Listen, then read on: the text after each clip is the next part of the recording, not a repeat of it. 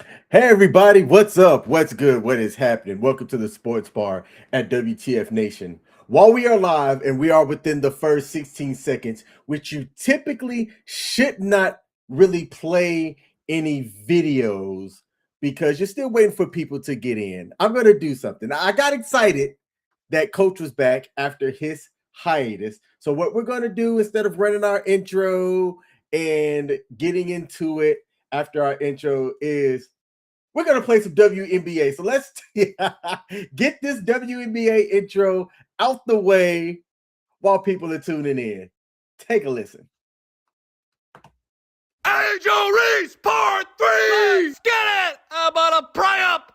Bang! It's a breakaway freight train! Chugga chugga chugga chugga choo choo! Bang! Don't let them disrespect you! 5! Hand down! Man down! Bang! You said 1 on 3, that's me. Bang! How many 2-footers are we gonna miss? How about another one? Bang! I'm not done, she says! Give me another! Bang! Oh my gosh, a heat check!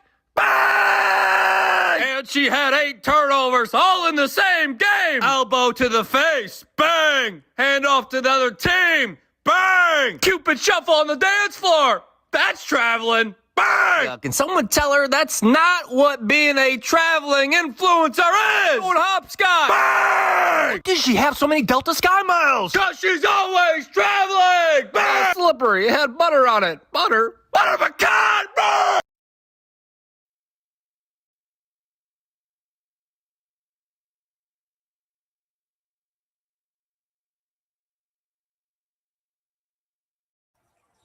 With that being said, I still have not fixed our intro, and that's on me. So we're back.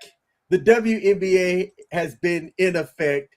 Coach came back just in time to get his daily dose of Angel Reese. Coach, let the people know something. Hey King, I am going to say my normal catchphrase, but I got a question for you. Sir, yes, sir. Do you know that Angel Reese is now going to be a spokesperson for Waymo? No, You know why? Why is Because that? she's always traveling. What do you hear? What do you say? Let's go, baby. It's been a couple of episodes. Coach was away at a coaching clinic having to take care of business, but y'all see the fence. You hear the voice. What do you hear? What do you say? Hey man, let's just jump right into it. Let's get right into it. The Eastern Conference Finals, your New York Knicks. Looks like they had the easiest route to get there. How do you feel about what's going on with the Knicks so far? Do you believe that they are going to finish out and close out this series? And do you think that they have what it takes to bring home the title all the way? I have something that I need to say, and I've said this before regarding certain players. I've said this that they will never win a championship. I said that about Tracy McGrady, said that about Carmelo Anthony. I've said that about Russell Westbrook. And I have said this over and over again about one, the beard, James Harden. He is never going to win a championship. He is never going to make an NBA Finals again. And part of the reason, no, actually, it is the main reason, is because this man, not whatsoever. Man, oh freaking man, is this guy unclutch in the playoffs. You are never going to win a championship with James Harden on your team.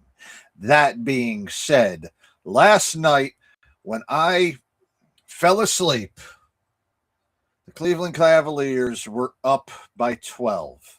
And then they extended that lead to 22. And much to my glee when I woke up, the Knicks had won in overtime after they were outscored, after they outscored Cleveland 44-11 over the last 13 minutes of the game. before overtime. That is absolutely pathetic. And Mike Brown's exact words were, "We just attacked James Harden." Yep. Yo, if Look, all they're going to say is here, they just attacked you, that's terrible. Yo, am I feeling good? I'm going to say this as a Knicks fan. Okay. This team has no reason to not make the NBA Finals. Cleveland is who we thought they were. And if they make the finals, you let them off the hook. Down in their ass.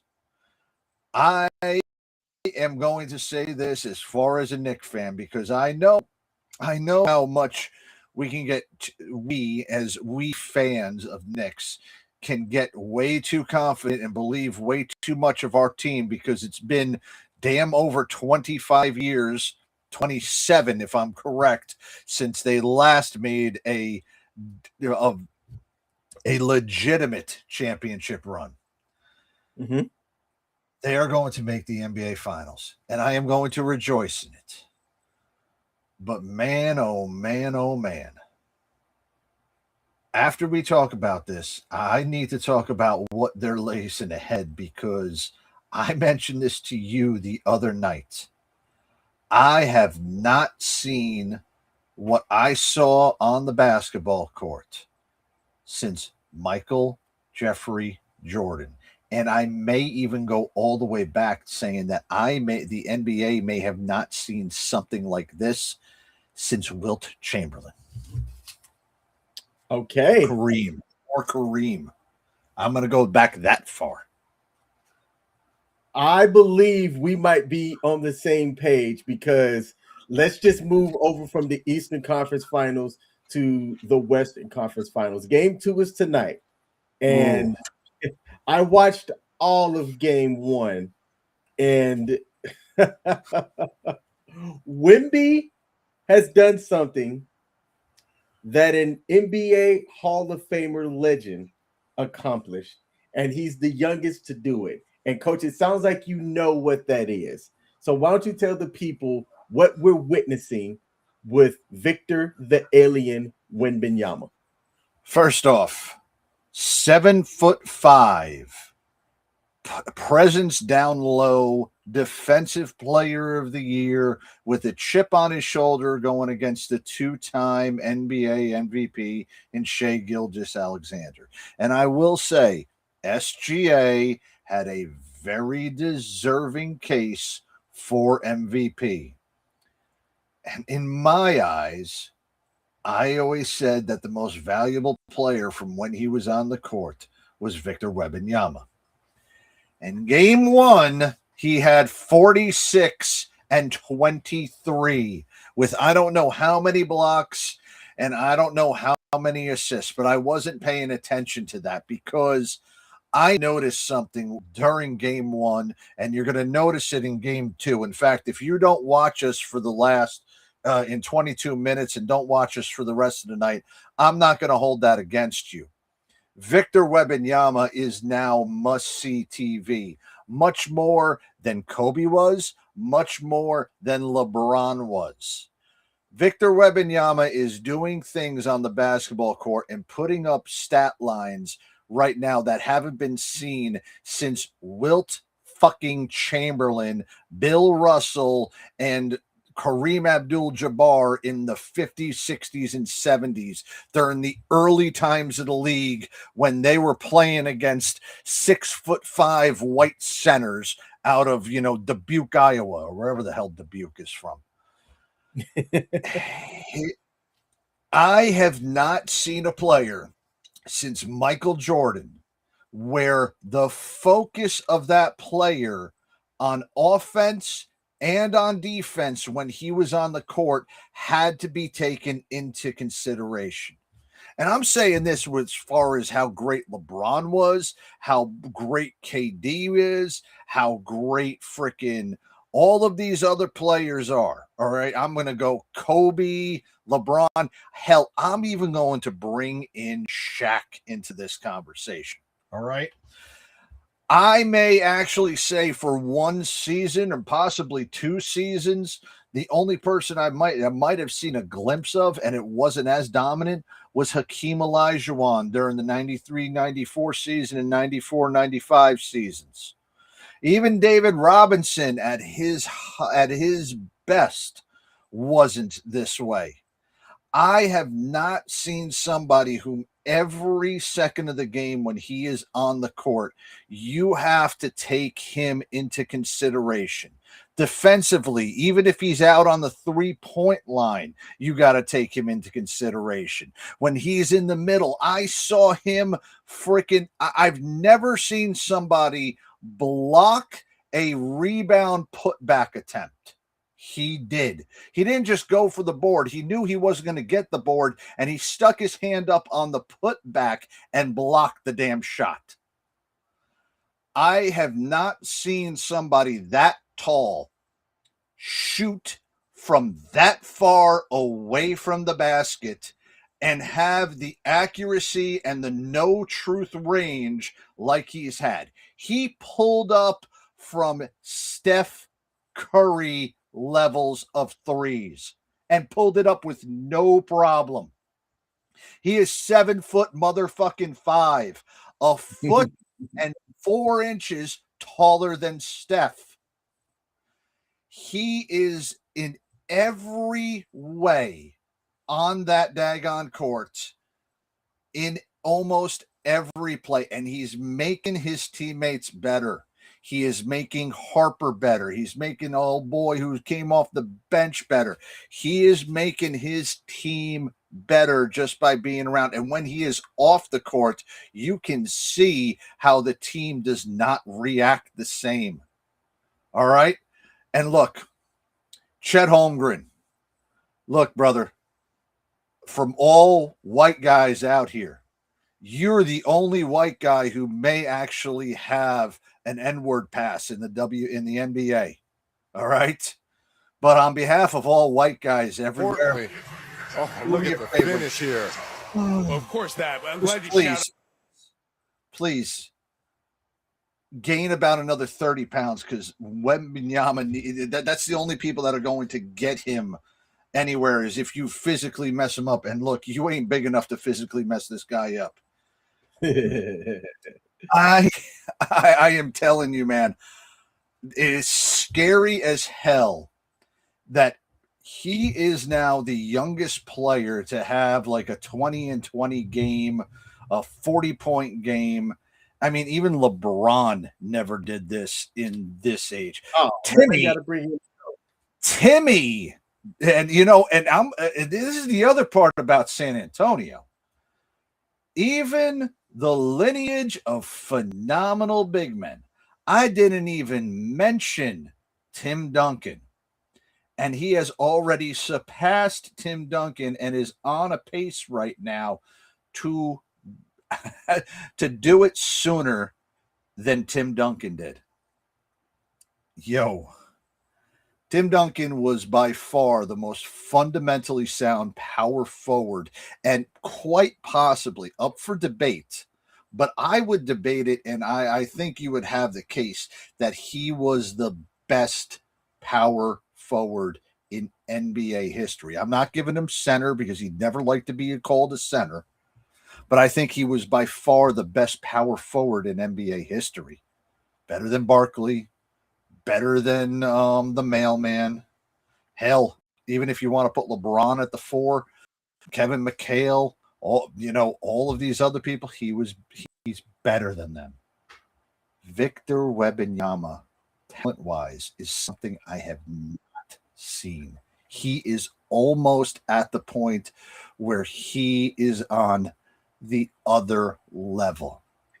And I mentioned this months ago when this playoff started, or maybe it was the last time that I was on. I said that I thought the Knicks were going to go out from Boston. Thank God they got the Sixers, and they swept the Sixers, all right? But I never thought that anybody would have, whomever came out of the East was going troubles in the finals against San Antonio. And I said that because Oklahoma City, for how good they are, have no Wembanyama. And right now, there is no answer across the NBA against Victor Wembanyama. And that's fucking scary. Okay? That is fucking scary. Even, look, and I love Jordan. All right? Even in 96, the Sonics put Peyton on Jordan. And it slowed them down enough to where they won 2 games against the Bulls. All right. The Jazz never had an answer for Jordan. They were able to kind of shut down Pippen on his own. And, you know, Dennis wasn't able to go against Karl Malone, and they didn't have an answer for Stockton on the point.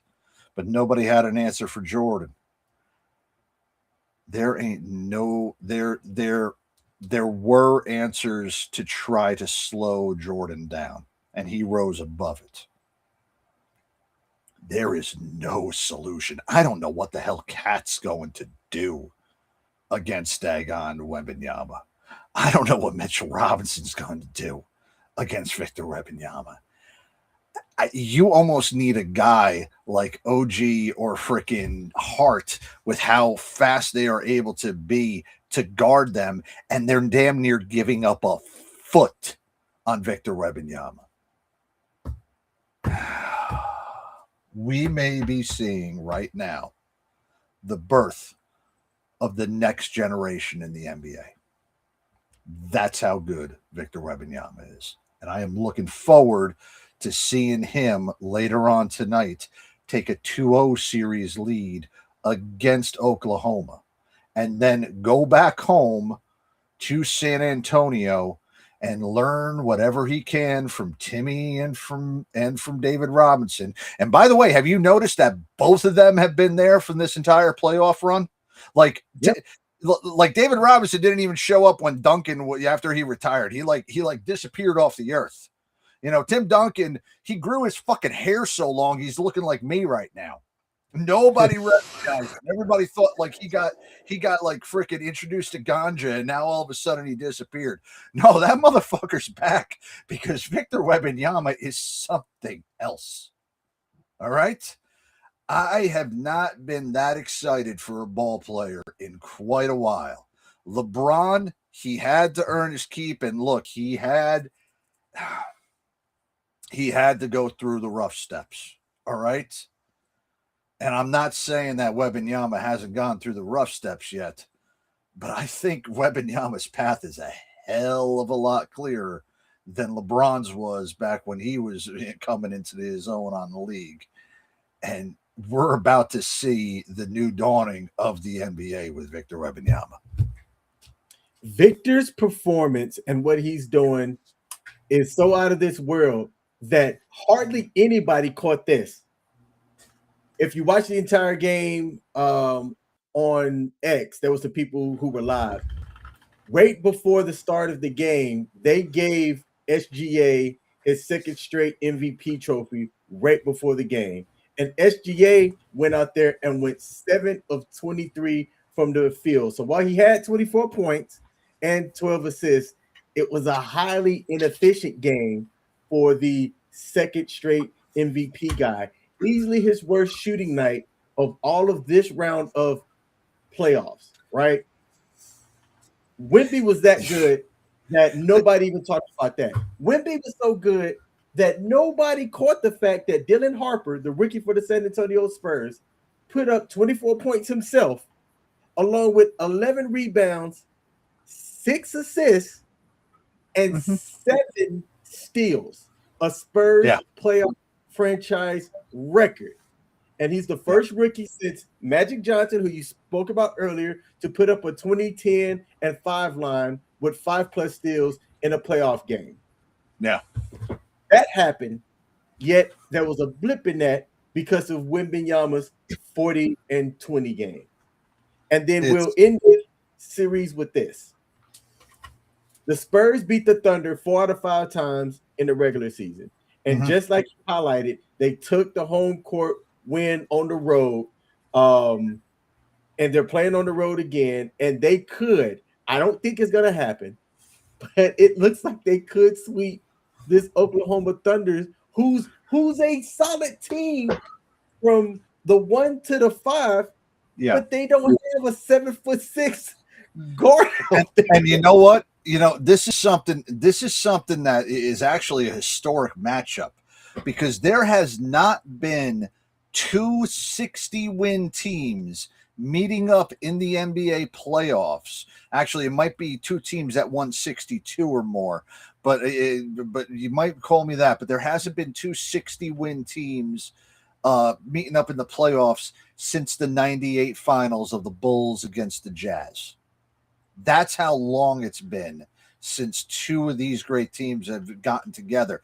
And look, we all saw at the beginning of this season, Oklahoma City went on a phenomenal run.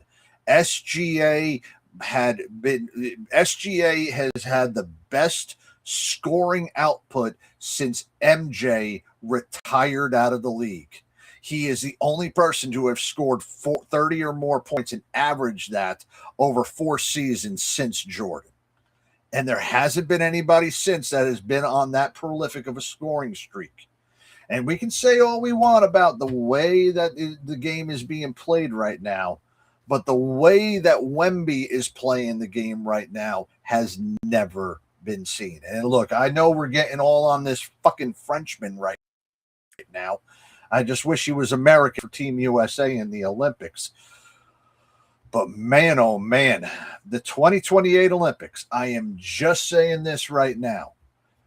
The 2028 Olympics in Los Angeles, Team USA needs to resurrect the fucking dream team in order to make sure that we win this damn thing, because I will tell you, France would be my heavy favorite to win the competition in 2028 with Victor Wembanyama at center.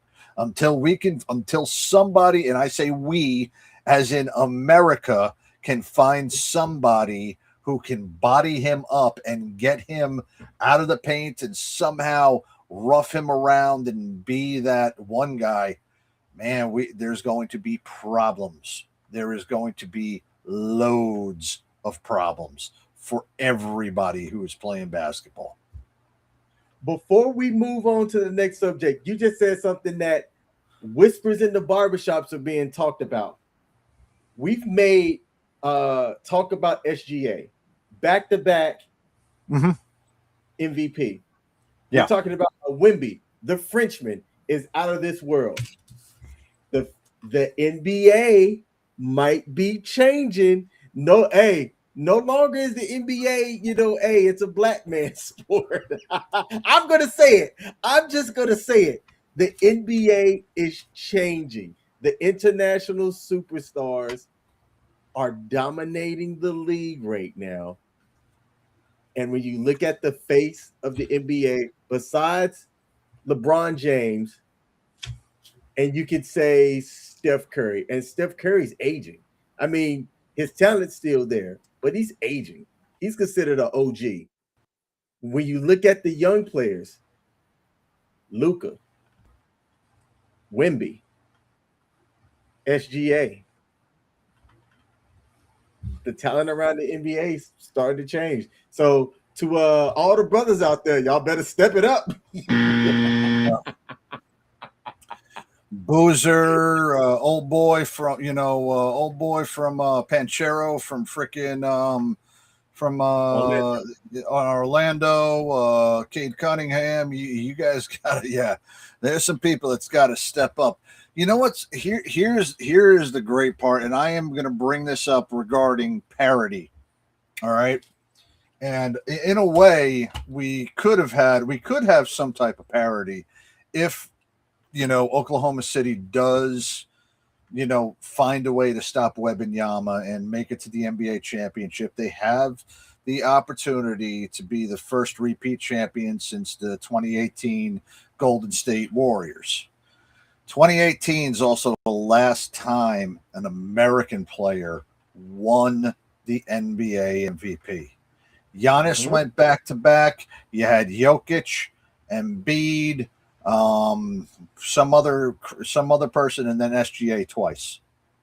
This is now what the international has become. After Embiid, it was Jokic again. So Jokic won it 3 times, right? Yeah. Jokic is a 3-time MVP. I forgot about that. He did win back-to-back, and he did win, Giannis won back-to-back, Embiid, Jokic, then SGA. Look, we are having the NBA has become a world game. And I'm glad that it's become a world game, but USA, there's going to be a reckoning in 2028, and I am not ready for that. I don't and think you know who will not be, and you know who will not be ready for that? The fucking president. This is true. That's the last person I need to comment on any type of sports is that fucking dickhead. Let's get over to the other sport that's in their playoff mode right now. The Final Four is set for the NHL. Let me get over here to where I can share the screen. We've got one game kicking off right now. Screen share. Here we go. Stanley Cup playoffs. We've got the Avalanche against the Golden Knights, a 1-versus-1 matchup, and the Canadiens versus the Hurricanes. And out of the Western Conference Finals, the money's on the Avalanche squad, but the Golden Knights are the team that has a lot of buzz going into the Western Conference. No, and you're right about that because the Knights just won the Stanley Cup a couple of years ago. In their first year in existence, they ended up going to the Stanley Cup Finals. They've got some pedigree and they've got some experience on that team. But Colorado was also the President's Trophy winner out of the West. That means they had the best record in the league, and they have been on a course this year to make it to the finals. The great part about the NHL is that from season to season, a team can get hot and a team can add players and look like they're going to go well and then have a great one-year run. And this year it does look like Colorado is going to do that. It will be interesting to see what Vegas does, with their experience on there, but I don't see them upsetting Colorado. I do see that Colorado might take 5 or 6 games, but they'll make it and they'll move on to the Stanley Cup Finals. Oh, and here comes my homer pick. They will be going up against the Carolina Hurricanes. Oh, yes, they will. The Hurricanes have only lost 1 playoff game so far. Statistically, with the way that they've been playing on the ice, you would want to put your money out that way, but don't count out Vegas. So let me bring something up, and I'm saying this as far as a run that I have seen in my life that has some eerie resemblances. And like I said, history doesn't repeat itself, but I do notice how history did repeat itself with the Carolina Hurricanes. The Carolina Hurricanes had the same record as well as the same number of points as the 1993-1994 New York Rangers. 1993-94 New York Rangers won 8 of their first 9 playoff games to make it to the Eastern Conference Finals. And then they went up against an upstart team, and I do believe the Canadiens are a pretty upstart team right now. And the Rangers went against the Devils. Now, it was a grinding series, and it took 2 overtimes in Game 7 for them to win, but the Rangers ended up winning because they were the better team. I have heard way too much stuff about Carolina on my local news, in my local radio, and people, oh, God almighty. Look, I used to call this Modell syndrome, all right? And if any of you know what Modell's is, gotta go to Mo's. I kind of miss that place. But Modell's is a sporting goods store where they used to sell all the jerseys for all the local teams in New York. And I called it Modell syndrome because if a team got hot, all of a sudden you started seeing people buying their jerseys, wearing their jerseys out, representing them. They didn't do anything during the regular season, but now they're getting on this magical championship run. And, you know, people are now talking about them and putting their gear on and doing all this other stuff. And Modell's season has opened up in North Carolina. The Hurricanes are the talk of the town, and the Hurricanes are talking about the Stanley Cup, which they have not been to since the 2005-2006 season or the 2004-2005 season. Don't remember which one it was. All I do know is that it was the year after the NHL completely freaking, it was the year after the NHL missed the entire season and canceled the entire season. And the Hurricanes came back and won the cup in that first year. I want to say it was 06. It was 2006. You are correct. So it's been 20 years. And look, and I'm talking about Carolina because there are like 4 different sides of Carolina, all right? Just like in New Jersey, how you got a North Jersey, which leans to New York, and you've got a South Jersey, which leans towards Philadelphia. North Carolina's kind of got 4 sections, and I'm in that area where all the Hurricanes fans really are. Charlotte really doesn't give a shit about it, and anything over into the mountains, they're kind of like their own people. And I will say anything on the coast of North Carolina, I'm not going to go as far as east of 95, but halfway in between 95 and the coast, that whole coastal area is kind of like its own freaking area right there where they don't give a shit about any of the teams. So I will say that in this area where we are very Canes heavy, Modell's season is upon us, and that is all everybody cares about. And I'm going to get swept up into this because I can't deny it. I cannot deny it. From what I saw them do against the Rangers, what I saw them do against the Devils, I don't give a fuck what they did against the Islanders. That's the only team I don't give a shit about. But what I've seen them do throughout the Eastern Conference has got me believing that they are going to do well again. Here's a fun fact for you. It's been now 33 years since a Canadian team has won the Stanley Cup. Do you know who that Canadian team was? Yes, it was the Montreal Canadiens. Yeah, I heard, and I hate to say this, it's gonna be 34 years, my man. It's gonna be 34 years. I thought that was a real interesting fact that it's been over 3 decades since a Canadian team has won the NHL Stanley Cup.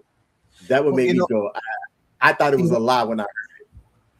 All right, so here's the thing. NHL still does not have a hard salary cap. Okay, they do have a revenue sharing platform, but the teams are a little bit more apt to be able to spend past that salary cap that they have for the revenue sharing and be able to afford the great players. Back in the day, the Canadian, players and the international players were able to kind of discount a stronger Canadian dollar versus the American dollar, as well as having a little bit of, country pride in what they did. And this is mainly during the 80s and early 90s. But since then, the smart money and all of the free agent money has all been going towards American teams. So the Canadian teams are now playing against the economy of Canada versus the economy of the United States. And I'm not saying that they're not cursed, because there has been Canadian teams in the Stanley Cup. There have finals since then. Talent has been playing professionally in the United States versus playing in their home country of Canada. I mean, hell, I'll say this right now, the greatest Canadian who has ever laced up any skates, Wayne Gretzky, won all of his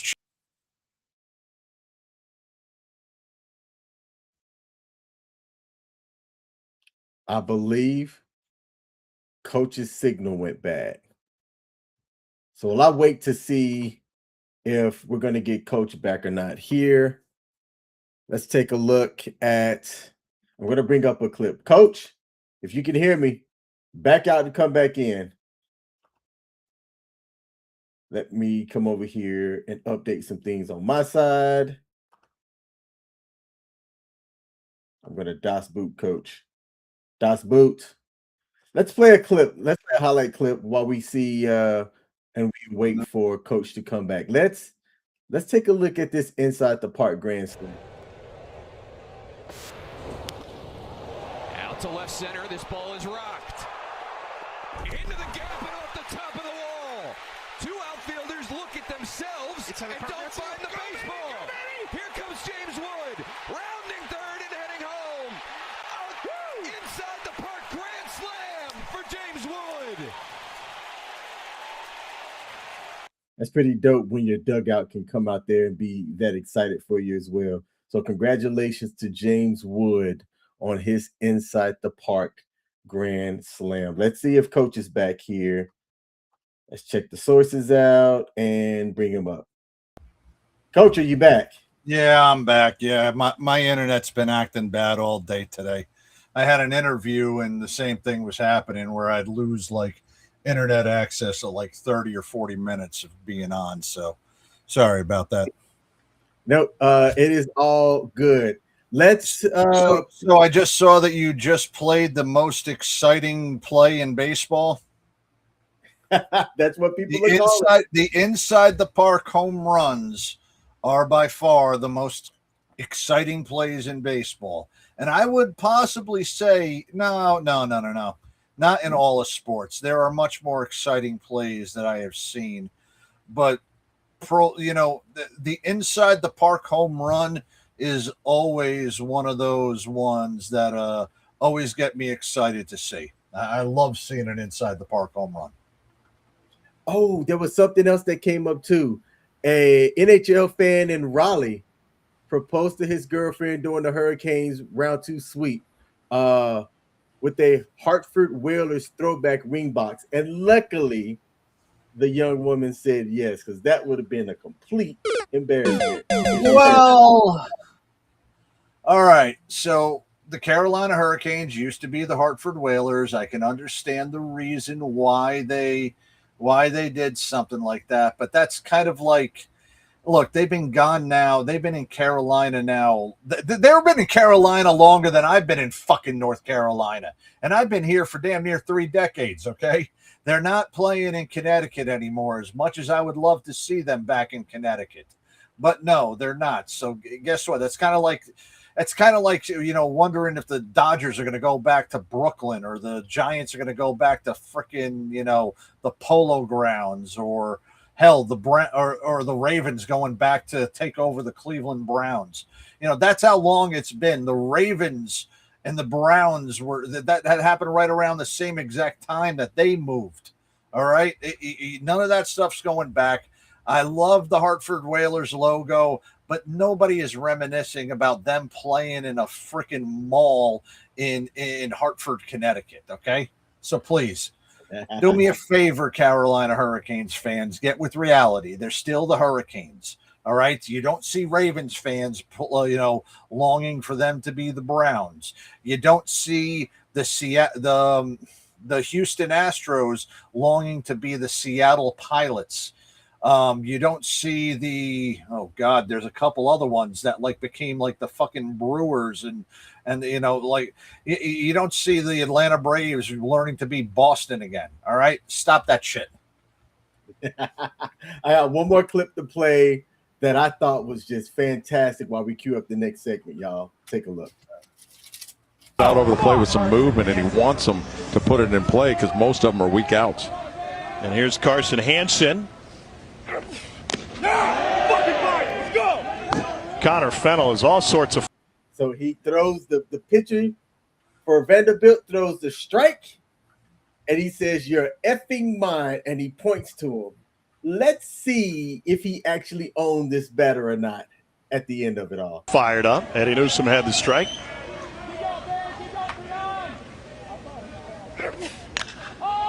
And a pop-up and a ball carrying deep left field. Holcomb all the way at the wall. It's gone. Opposite field home run, Carson Hansen. Oh, I love it. He slapped his shit the very next play. I love to see stuff like that. Look, that pitcher was fired up. He was enthusiastic, right? And you want to play the psyche game as well, but you got to back it up. And to have the very next pitch get slapped for a home run,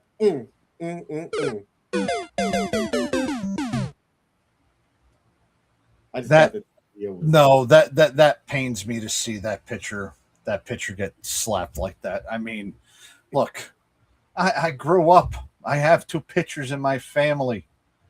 And look, I will say that, one of the exciting plays I see was when one of my brothers got pissed off and started talking shit to the batter and then ended up just blowing heat right past him. Oh, I mean, that was just the baseball me just freaking, oh God, I'm cringing right now for that fucking dude. I really am cringing right now for that batter. Feel fucking bad for him. Much in the same way how I feel bad for my younger brother, who's a drunk alcoholic and a racist piece of shit. And he was getting lit up like that after he was talking shit to some of the batters. So, yeah.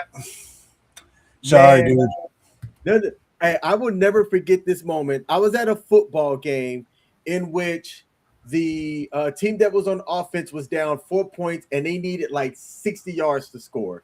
And there was like 10 seconds left on the play. The team on offense snaps, bombs it deep, and the cornerback knocked the ball down.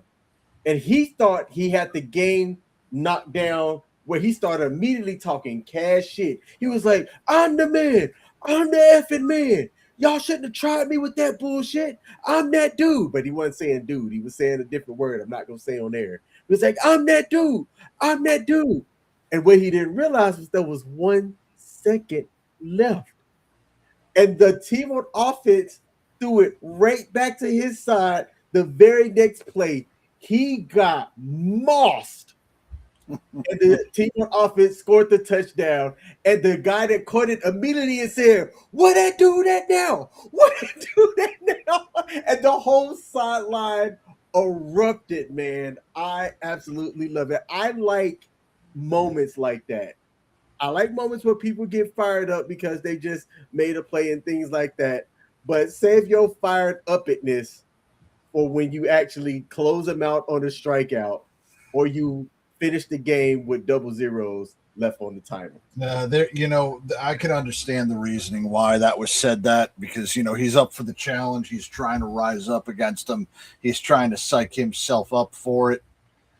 God damn, did that fucking hurt me seeing that guy just get that way. That hit a little bit too home for me, man. Yes, sir. We got 2 more topics here to talk about. Then we're going to close out. Let's move over to MLB. Aaron Judge. Aaron Judge is on a home run pace that has never been reached. Well, I don't know. He did reach that in 2021 or 2022. Excuse me. Earlier in this week, he had back-to-back homers. Right now, his team is surging. Do you think that Aaron Judge is going to break his own home run record this season? And if he does, would this season go down as the greatest pure power season ever? Okay. No, let's not get ahead of ourselves. And this is a different Aaron Judge than what I have seen. Ooh. All right. In the year of 2022, when he did break his record, all right, he was batting a hell of a lot better than he was right now. He's hitting 261, all right? Even though he is on pace for 60 home runs again, and 60 home runs is, well, a plateau that has now been looking as a little bit more feasible since Cal Raleigh did it last year, and he did it 3 years ago.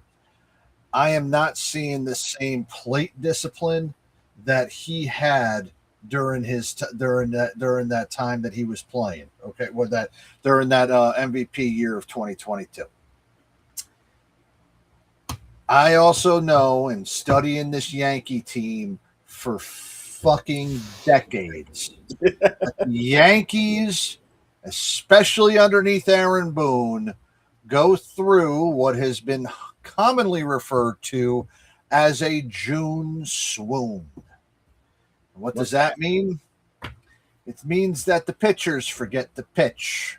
The manager forgets. No, the manager remembers he's Aaron fucking Boone, and he fucks up every goddamn lineup.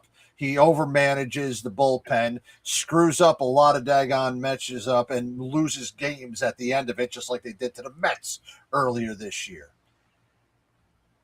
One or two players are able to carry the team. Then there's been years where it has been Aaron Judge who has carried them, but Judge does tend to tip off at the beginning of the summer and dip off. Then he gets himself back right around August, right around or July, right around the time that the trade deadline's at, where they don't trade for anybody to protect him in the order or get on base in front of him, but they do trade for pitching that ends up fucking them somehow in the off season. Then by the time August goes around, he goes back onto another hot streak, and next thing you know, he's in mid-40s to low 50s once September arrives. Now, once September arrives and he has been carrying that team to another over 500 record, if he stays healthy, he starts dipping again.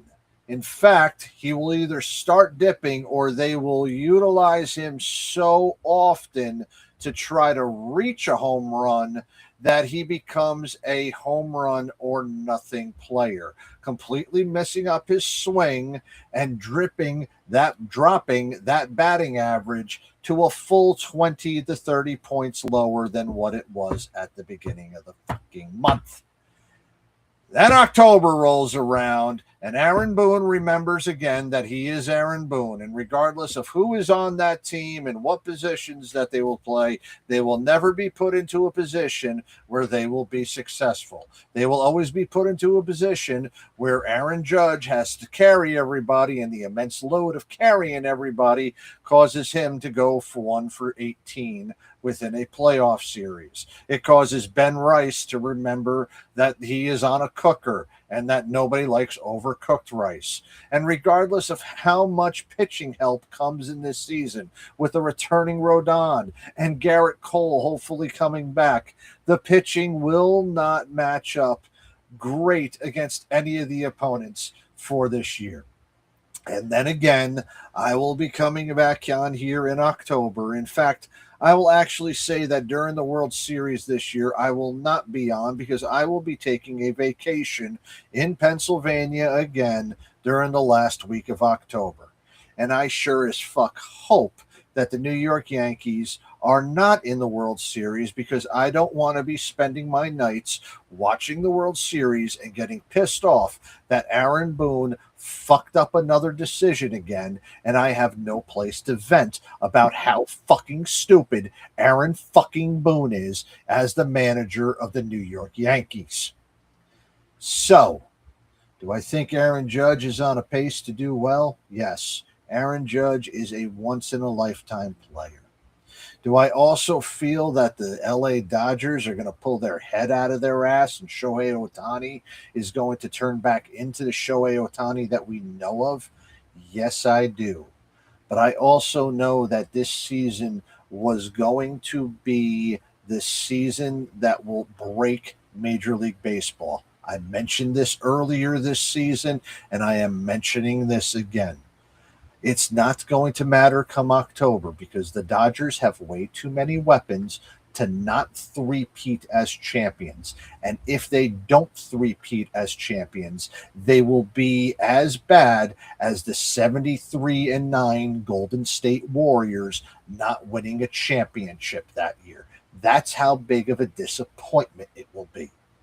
And if the Dodgers do end up winning, it will highlight all that is wrong with Major League Baseball, where the top team that wins the World Series 3 years in a row has a higher payroll than the bottom 7 teams combined. And by the way, New York Mets, I'm glad that you're in last place. Go suck my ass. Hey, there we go. Coach's hot takes on his New York team. At least he's got one team with a chance to win it all. Yes, I do. And they're staring down the freaking barrel of an alien 7'5" Frenchman. Let's go. Last story for the night. Oh, fuck. Oh, fuck. No. I've been doing all right so far. I haven't gone on a rant yet. Now you get me worked up. You thought we were going to go WNBA? Are we going to? It's in the fucking title of our show. We're going to end with Rashee Rice. The only WNBA I put was at the very beginning. I got Coach Shell shot. All right, hey, ladies and gentlemen, and this is another one. TT again, just another clip out here, just like how I went on the rant. Oh God! And by the way, just so you all know, other than the coaching clinic that I was at, I was also suspended off of Facebook because apparently telling Joe Buck that he looks and calling saying Joe Buck's a fucking idiot. And I'm never watching Sports Jeopardy on ESPN, and calling Troy Aikman CTE head apparently gets you pushed off. Now, that was also another that gets you suspended. And that's another thing, too. I want to address that real quick. All right? When did that happen? Don't you remember the last time I was on? Yeah, I know. Yeah, I remember that because I was suspended off of Facebook for saying bad things, about ESPN, Joe Buck, Kendrick Perkins, and then I think I heard about this. I did not know that, man. Yes, so here is something that I need to say. All right, to all those that I offended, I would like to apologize for absolutely nothing. Joe Buck, I am still not watching Sports Jeopardy with you watching this one. You can go kiss your ass of your father. And I don't care if any of the talking heads on ESPN want to watch anything about Sports Jeopardy. Every single one of you greedy corporate shills over there in daggone Bristol, Connecticut can line right up and kiss my white hairy ass. You still can't beat me in any type of sports trivia, which is what we will have next Wednesday on U.S. Army WTF Moments and WTF Nation Radio. Live sports trivia next week on the Sports Bar, and it will be 500 times better than Sports Jeopardy, hosted by the CTE heads talking puppet, Mr. Joe Buck. Joe Buck, go fuck yourself. Could you hear the alarm that was playing in the background? I heard the alarm. All right, so y'all heard. There's a promo for next week's show. We are having trivia here at WTF Nation Radio, where you can come and win some free shit, good shit. So be sure to tune in so that you can figure out how to join. It's always free. It's free to join our trivia. And when I say we legit give out good prizes, we've given out a signed NFL jersey.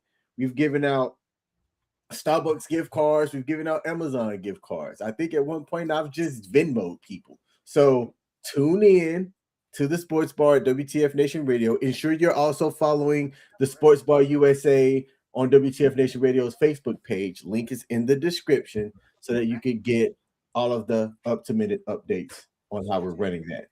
Now, last thing that we're going to have, we're just going to give a quick update on the Rashee Rice incident. Rashee Rice. By the way, I got assistant coach over here right now, and he was happy. He watched the Knicks game last night, and even he said Victor Wembanyama is one of the best players out here. Yeah, assistant coach, come on over here.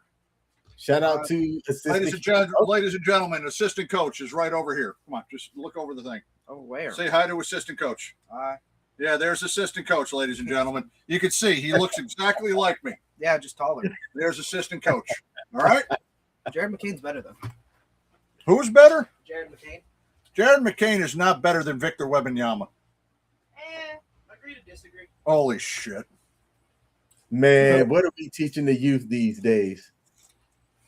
I don't know, man. Final story here. This is an update on the Rashee Rice incident. Rashee Rice, Kansas City Chiefs. He had a chance to be a superstar. Is going back to jail for violating his probation. He is going to face 30 days in jail for testing positive for THC and is getting booked in Dallas, Texas today or earlier this afternoon at 12:15 and will remain in custody until June 16. This will keep Rice from A, doing rehab, and B, attending the Chiefs OTAs, which occurs May 26 to 28 and June 1st to June 3rd, and their mandatory minicamp June 9 through June 11. The NFL said in a statement to CBS Sports' Jonathan Jones that it is aware of the report and will decline further comment at this time. I don't get why certain people do certain things. You were given a second chance that not too many people get the opportunity to do. If you don't know what he did, let me remind you. So Rashee Rice was involved in an incident back in 2024, I want to say, and let me bring up my stats here. He was involved in a multi-wreck crash that injured at least 4 people. He was clocked or reportedly, allegedly, caught going over like 111 miles per hour during that incident. He pled guilty, got 5 years of probation, which was a lot.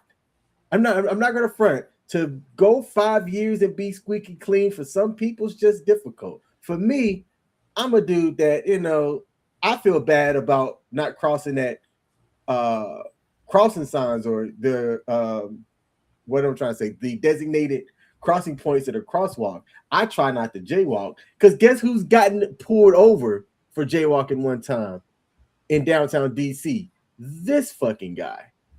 All right. But when you are an NFL level talent, you did something so stupid like going on a high-speed car crash and you only got 5 years of probation, you need to be walking the straight and narrow, making sure that you're not ingesting anything that is testable that could get you put in jail so that you have the opportunity to do something that less than 2% of the people that play the sport get the opportunity to do, and that's play at the highest level and make life-changing money doing it. So to Rashee Rice, nobody feels bad for you, man. You need to make better decisions in life. And as a young man in his young 20s who thinks he's got the world by the balls, you might need to rethink your next 5 years and get you a better 5-year life plan, brother. I have to agree with you. What exactly you said. I have to agree with this. And for those that are thinking and watching this and saying, well, all he did was test positive for marijuana, I want to remind everybody that even though the stigmata about marijuana and its uses, especially with those that aren't in the military, there really shouldn't be. No, it is still a banned substance. And even though, there has been medicinal things to go ahead and use it recreationally, you are still not able to do it, especially in states where it is banned. Now, look, if somebody in New Jersey, if somebody in Colorado, if somebody in all these other places tests positive for it, they're still going to be suspended by the NFL for breaking the drug policy, much in the same way that any soldier that is stationed in a state where marijuana is legal can be held against the UCMJ for any type of positive test or even possession of that substance because it is still federally banned. I don't want to hear that it was doing it to help him. And look, I get it. I myself use marijuana every, it's actually I haven't done it in like about 3 or 4 months, but I was a daily smoker for several years. And I understand how it helps people cope. It helps people recover. It helps people relax, and it helps with the healing process. On top of that, it also helps with the headaches and a couple other, medicinal types of things. But that being said, he does not have a prescription for it. He tested positive for it, and it is still banned by the collective bargaining agreement in the NFL, as well as banned completely as per his probation in the state of Texas. Now, if you want to be mad at somebody, be mad at the entire state of Texas. And if you really want to be mad at somebody, then be mad at every single senator, politician, president, and congressman that campaigned on getting the marijuana taken off the class 1 substance or class 2 substance, controlled substance list, and wonder why we are still in 2026 and stuff that should have been done in 2012, 2014, 2016, 2018, 2020, 2022, and 2024 that people have campaigned on still has not been done and varies from state to state within this union. All right, there's my political point for today. There you go. Now we will end the show. Looks like we do got a comment section here. God having to be said, live life on the edge. I like it. 5 words right there. Live life on the edge. Coach, let's close out with this. We have an update for the Stanley Cup at the end of the first period. It is still 0-0 in that Western Conference matchup between the Avalanche and the Golden Knights. And the San Antonio Spurs are leading the OKC Thunder by 3, still in the first quarter. There's a lot of basketball left to be played over there. Victor Wembanyama in 5 minutes has 3 points, 1 rebound, and 1 turnover. Going over to OKC. How many blocks does he have? No blocks. There's only been one recorded block in the game, and that was by Keldon Johnson off of the bench for San Antonio. Okay. Hey, do you know how many blocks Angel Reese had in her game on Sunday? No, how many? She had 0, but do you know how many times she was blocked? Oh, 5. Like 5. 6. Yep, at least 5 or 6. Man, I'm going to say this about Angel Reese. The storyline needed to be there to drum up interest in the WNBA. But if you take a look at who the actual stars are, right? Asia Wilson, there's no doubt about her skill set and what she can do in the league. Caitlin Clark, when she's not hurt, dominant, right? Angel Reese, I don't think put fear into people. And when you look at how quick she got traded within the first couple of years on her team, that tells you that they didn't really see value in keeping her. Nobody saw value in keeping her. And the only people that came to her defense are a bunch of simps. That's the sad part about this. Look, the WNBA still is an absolute mess, regardless of who is there. Sophie Cunningham can go ahead and show off her round behind to absolutely everybody, and nobody's going to care about it. Okay, it's not going to change the perception that a lot of us have about the WNBA. Angel Reese is going to talk about how great she is and put up a triple single. All right, that's how bad it was. She pulled up a triple single, 9 points, 8 rebounds, 8 turnovers. That's a triple single right there in any book. It's going to be a laughingstock when you draft the girlfriend of your best player. Like, what was her name? Paige Buchers. How the hell was she not? How was she asked about the relationship she has with the girlfriend whom her team drafted with the first round pick? That shit doesn't happen in the NBA or any other daggone thing within the freaking within the daggone what's it called? Within any other professional sports. And somebody talked about this and said this is funniest word I ever heard in my life. I thought I knew everything I knew there was about lesbians on the internet. And then the WNBA did this. All right. I mean, look, we cannot take the WNBA seriously. The fact that the WNBA is even on the damn title of this show is just showing about how ridiculous it was. And I would rather be worrying and reporting about Chinese ping pong and, the way that the ping pong balls are coming out of places that they shouldn't be than reporting about Angel Reese and her me bounds and her butter pecan bang. Okay. Hey, Coach, guess what? What? I got you to talk about the WNBA. You could have let it go. You could have let it go. No, hold on. I did not talk anything about the WNBA. I did not talk about anything on the court in a positive manner. Every bit of anything that I watch about the WNBA comes from two sources. One is Stat Stuffer. All right. That's one. And number two is daggone TikTok reels from the sports betting people to see if she's going to miss the first shot in her game. And by the way, to K-Mill, who keeps trying to go ahead and simp for the WNBA players, saying, oh, there's these two nerds sitting around trying to find if she's going to hit a basket in a professional game, and they cannot play this. I will tell you this right now, and I will go on record of this. A 50-year-old former Division III basketball player who's got busted knees, busted ankles, and still can have an outside shot would beat Angel Reese one-on-one 11-6. And of those 6 points Angel Reese will score, 4 of them will be on her own me bounds. I'm just saying, I didn't bring up Paige in this conversation.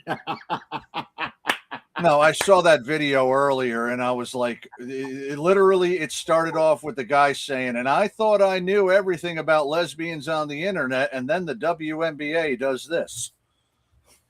That's by far one of the best lines I can see to a TikTok reel I have ever seen in my life. I thought I knew all about lesbians on the internet, and then the WNBA did this. All right, y'all. I'm King. That's Coach. We are the Sports Bar, WTF Nation Radio. We're out. Go Knicks!